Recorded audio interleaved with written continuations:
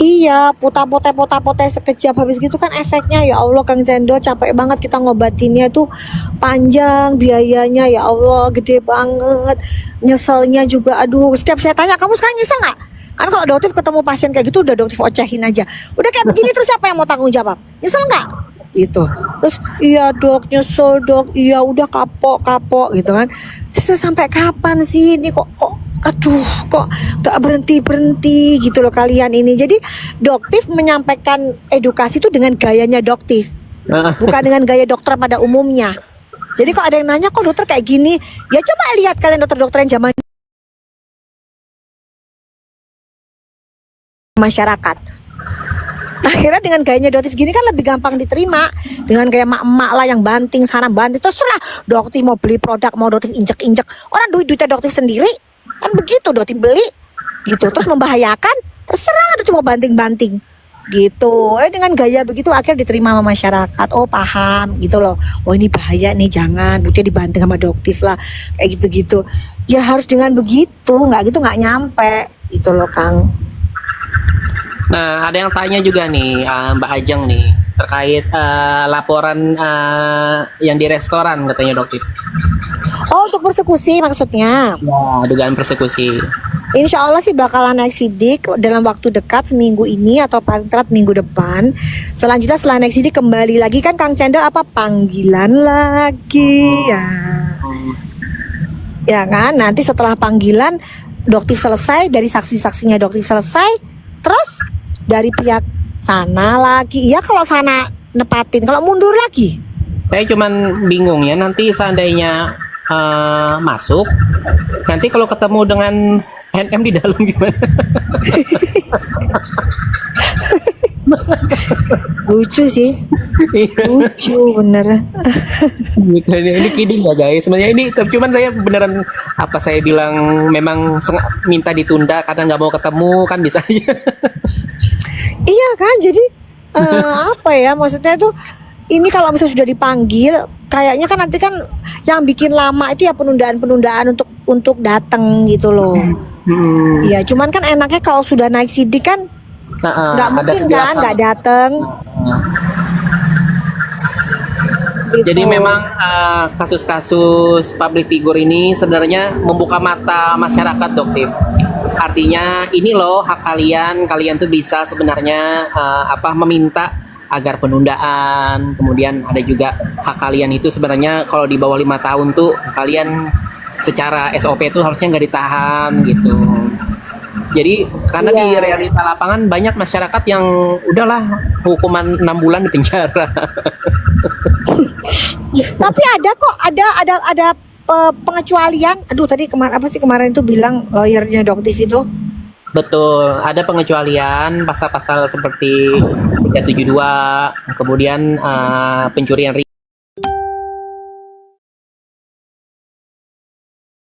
Saya bilang kalau misalnya ini bukannya maksudnya ketemunya tuh maksudnya pasti dalam satu lingkungan gitu. Karena kan tempat LP-nya sama gitu. Makanya saya bilang saya kadang suka ketawa sendiri apa jangan-jangan memang nggak mau ketemu duluin si satu bebas apa gimana kan baru ntar masuk.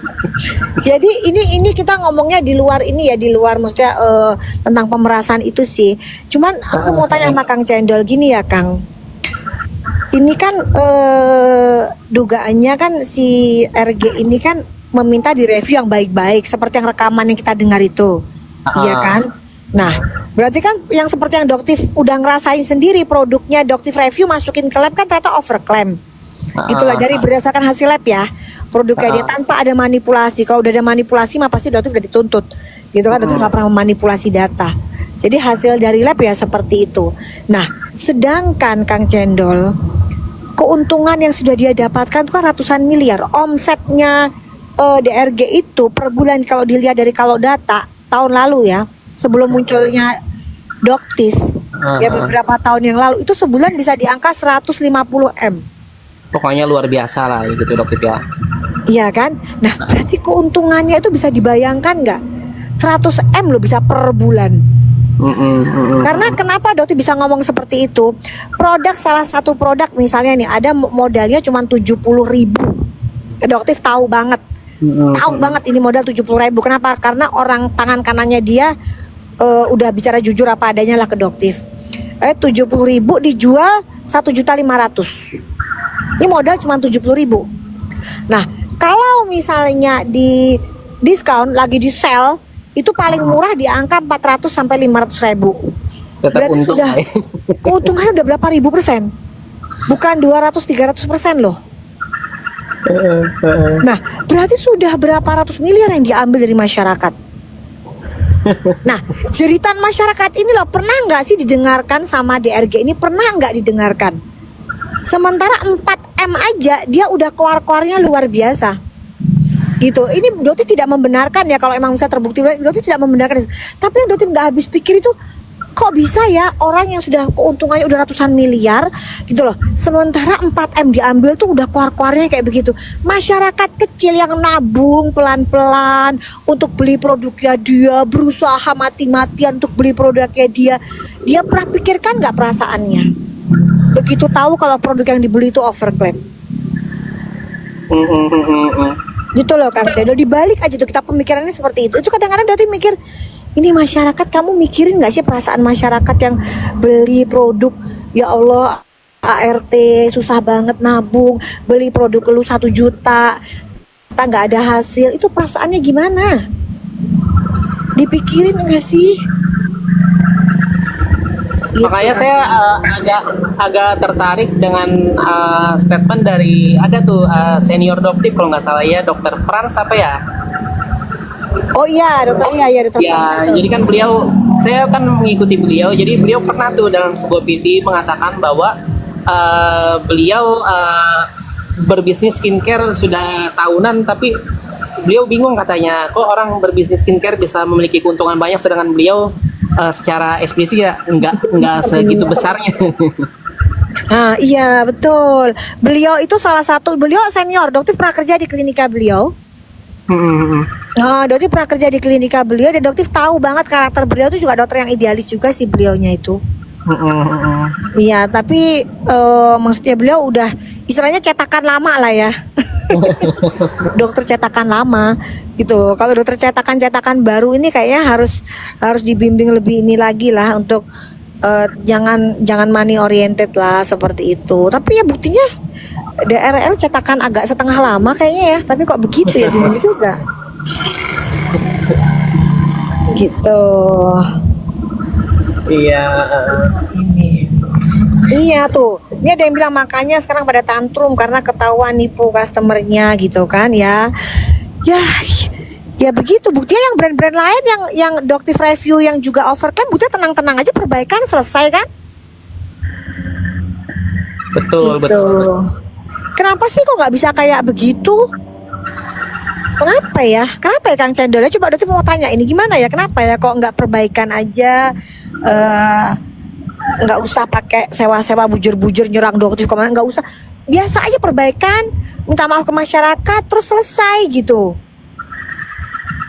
Kayak yang Kang Cendol ingat nggak yang dokter yang Dokter Angelin itu apa? Ya, yang nangis.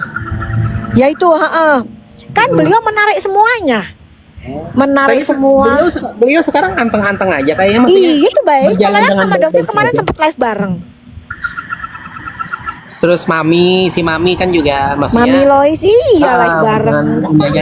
Ya, jadi saya menilainya begini, Dokter. Terlepas dari apapun penyebutannya, overclaim atau dari versi overclaim versi BPOM atau tidak, artinya kan memang cacat produksi, ada kemungkinan cacat produksi. Artinya kandungan dalam sebuah skincare itu kan memang bisa hilang atau memang bisa hilang nihil gitu, Dokter ya. Iya tuh ada tuh di yang SAR itu. Bisa dipin nggak itu Kang? Itu ada tuh adekku dok di klinik DRL nggak ada perubahan bayar 20 juta paket. Nah bisa dibayangin nggak Kang Cendol? Itu uang bukan uang kecil loh Kang.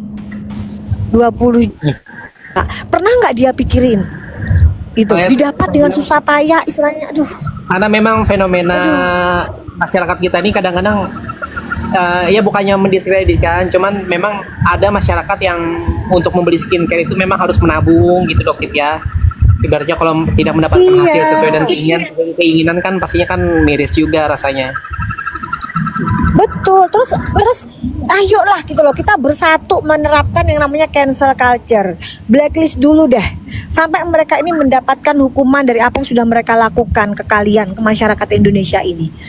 Bareng-bareng gitu loh. Gitu. Kenapa? Karena mereka sendiri loh yang bilang, ini dari orang terdekatnya yang sudah membelot, yang sudah muak lah gitu. Yang sekarang merapat ke Doktif. Itu bilang, "Dok, mereka itu sering bilang begini, kita nih dokter. Masyarakat Indonesia tuh gampang banget percaya sama dokter. Jadi mereka tuh gampang lupa. Mereka ini kan gampang memaafkan. Masyarakat Indonesia masyarakat yang bodoh lah, gampang ditipu, gampang bla bla blanya begitu. Gitu. Jadi Iya, udahlah, ya. kali sebentar aja mereka gampang lupa, nanti kita naik lagi kok. Gitu. Apakah mau kalian itu kok mendukung orang-orang yang kayak begini nih pemikirannya? Gitu. Kapan sih masyarakat Indonesia tuh jadi yang maju kayak cerdas gitu, bisa ngasih cancel culture? Dok, bahas yang 3,4 M ya Doktif, mana tahu guys. Nggak urusan ngerti, itu. berarti nggak paham. Nggak paham itu mah Kang Cendol kayaknya yang paham, berarti mah nggak paham. Banyak di PT saya itu guys, nanti kalian tonton aja. Iya. Tuh ada lagi nih mama muda nih, saya 15 juta paket infus 5 kali nggak ada perubahan dari daerah tuh. Itu loh, kayak begitu-begitu. Kasihan, bahkan kemarin juga ada yang ibu jaksa itu juga korban, salah satu korbannya dari DRL. Yang jaksa yang menuntut Sahrul, yang dari Malang. Nah itu juga salah satu korban dari DRL WT. Dia beli 1,5 juta, bonnya ada semua. 1,5 juta yang isinya ternyata zong, tidak ada tomat putihnya. Gitu. Dan dia juga kalau misalnya jadi saksi mau banget ya, jaksa jadi saksi. Mau banget. Oh, jaksa Gitu. juga beli ya Doktif ya? Beli, dia juga merasa, oh ini kan dokter, nggak mungkin seorang jaksa aja loh bisa kayak begitu, karena dia yakin gitu, dokter nggak mungkin, kan dia adalah edukator yang dulu sebagai edukator abal-abal, ya kan? Gitu. Karena memang beliau pas lagi hype-nya memang brandingnya luar biasa juga sih, kita patut acungi jempol. Cuman dengan terbukanya fakta kayak begini kan ya tinggal masyarakat yang memilih ya Doktif ya. Iya, betul. Oke lah Doktif, sekarang Doktif mau ini mau kemana sih Pak sebenarnya kita itu? Nah, jadi kita sekarang Doktif mau buka ada salah satu bukti tambahan. Kang Cendol ngikutin nggak VT-nya Doktif? Yang mana Doktif? Yang Doktif bertanya ke DRL soal body lotion Helwa yang dioplos dengan haki itu bener apa enggak?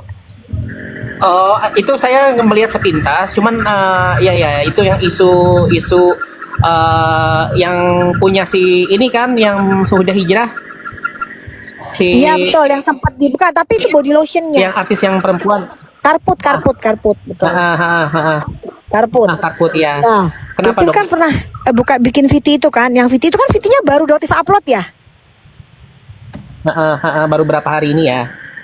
Baru Nah, itu yang ini deh, kalau nggak salah. itu yang dijadikan bukti tambahan.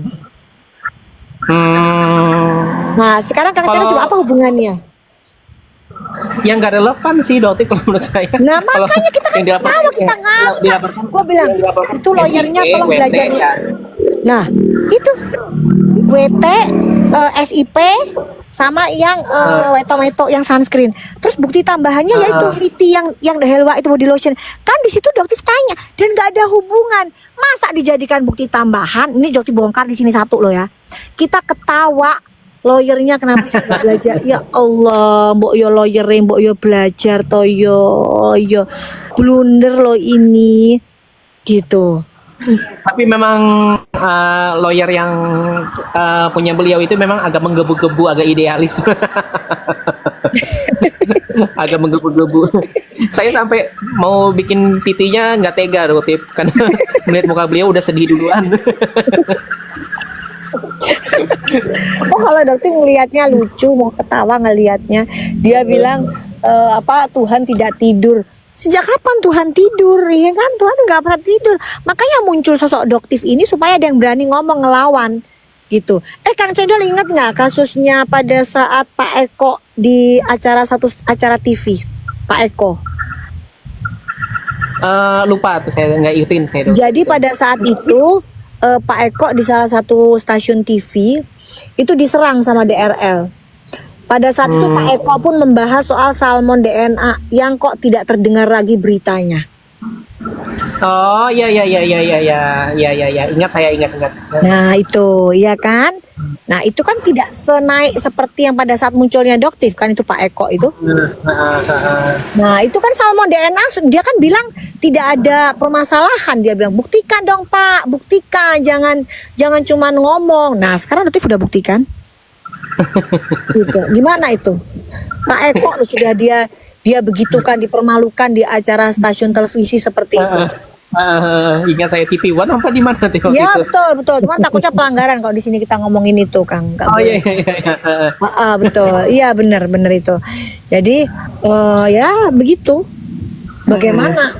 Sekarang ini bagaimana kalau digituin sekarang ini tuh sudah ada bukti-buktinya semua. Badan POM udah keluarin, ya kan? UET udah dikeluarin. Gitu. Itu gimana nama baiknya Pak Eko?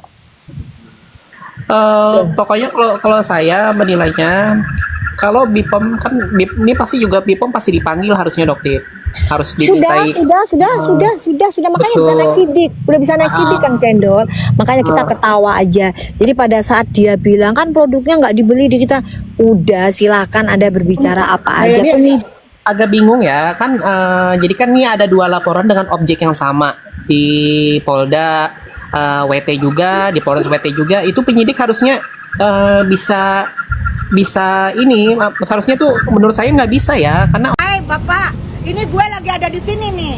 Sampai sekarang masih belum P21. Nah, setahu gue, seingat gue ini adalah one prestasi, ini adalah perdata, tapi gue sini dipidana. Sama dengan kayak teriakan seorang, namanya kita di sini adalah Nikmir ada lagi di dalam. Ini adalah teriakan seorang Nikmir menyentil sedikit Bapak Kapolri, menyentil sedikit kejaksaan. Itu sisain buat gue, bukan ada perlawanan, tapi hanya menunjukkan gue lagi di sini kena pidana. Sebenarnya itu adalah perdata, itu adalah jeritan hati seorang Nikmir, gue rasa.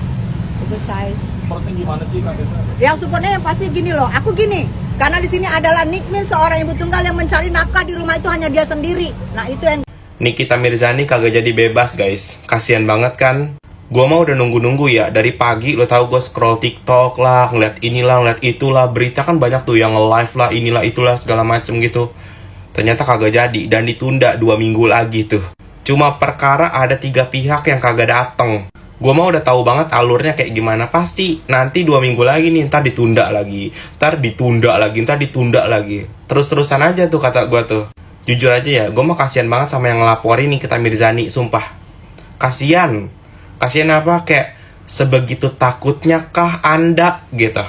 Sumpah. Yang pertama tuh ya kan, bukti-buktinya belum jelas lah. Terus sekarang gara-gara ada 3 pihak yang tidak datang lah. Ntar apa lagi nih? Apa lagi kata gua? Kayaknya ya Nikita Mirzani kalau misalnya dia muncul ke daratan gitu ya kan, kagak ditahan gitu, kayaknya banyak banget yang takut gitu. Gua mah heran, lu pada takut apa sih? Lu takut apa? Kasian banget hidup lu. Gua mah kagak tahu deh, gua mah kasihan aja gitu, sumpah deh. Kayak dari awal lu bergabung sama A, B, C, D gitu, nggak mungkin kagak patungan lu. Buat ngancurin Nikita Mirzani itu nggak mungkin se-M2M, nggak mungkin. Lu pada patungan kan? Ngaku aja ngaku lu. Lah takut amat. Perasaan kalau misalnya bener dateng dong, dateng ke sidang tuh. Kayak mana? Ngumpet aja lu udah kayak bayi.